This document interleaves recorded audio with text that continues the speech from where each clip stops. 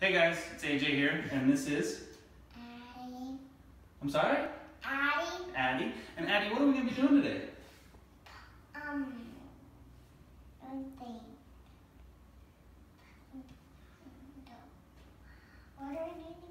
We're going to be plumbing the tank. So the first part of the video, I'm just going to go ahead and show you guys. Go and come a little closer a bit. What I have here in front of me is pretty much things you'll need. As you see, we've got a color scheme for this tank, which is purple and white. But just a quick overview of the tools you'll need.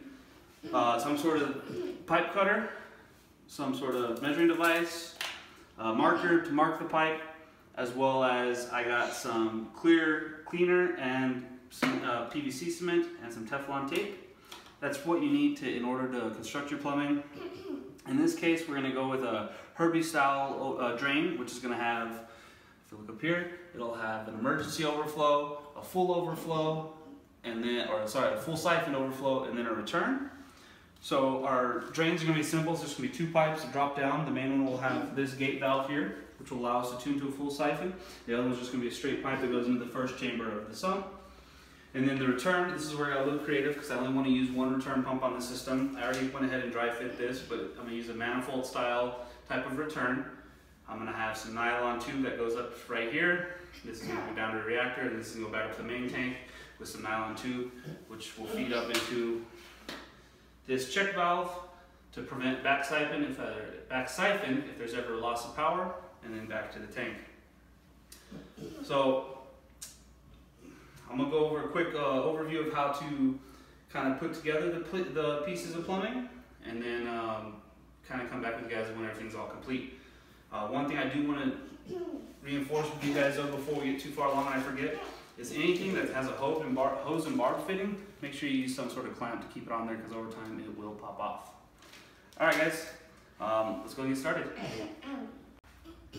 Hey guys, so it's been a few minutes, but I went ahead and got everything dry fitted. This is the overall layout. You got the main drain here with the gate valve, the emergency overflow to the right, and then the return manifold that I showed you earlier. It's going to be connected to a check valve, which is very important in case you ever lose power. It'll prevent water from back siphoning. I like to put it to the top, so that way it keeps more water up in the tank, as well as I find it easier to service that. The other thing is I always get one that has unions in case I ever need to remove it or clean it out. Just unscrew it and it comes right out. So this is a quick overview. I'm happy with the fitment of everything. One quick tip when dealing with nylon, especially the braided nylon, they typically send it where it's wrapped up in tight coils like this. What I like to do is soak it in just hot water in the sink for 10 minutes or so, usually while I'm doing the other stuff, and it comes out and it's completely pliable, and it'll straighten out and be manipulated a lot easier.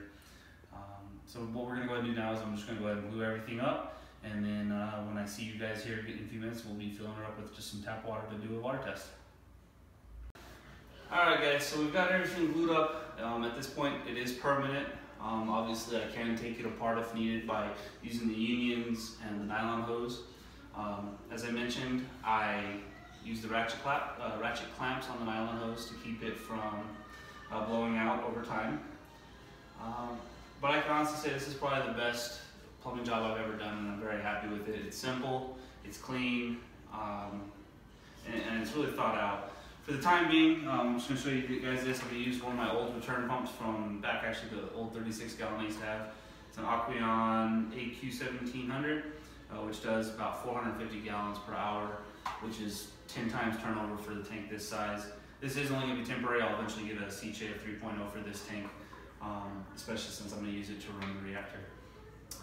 But give me a few minutes to start filling it up, and we'll start doing a water test to ensure there's no leaks. Alright guys, so as you see there's water in the tank.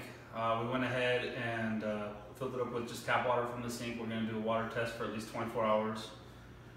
Realistically, it's probably going to be a week or so before I drain it, just because that's when I'll be buying the live rock and some other stuff, especially because I had some issues going on with the other tanks in the house.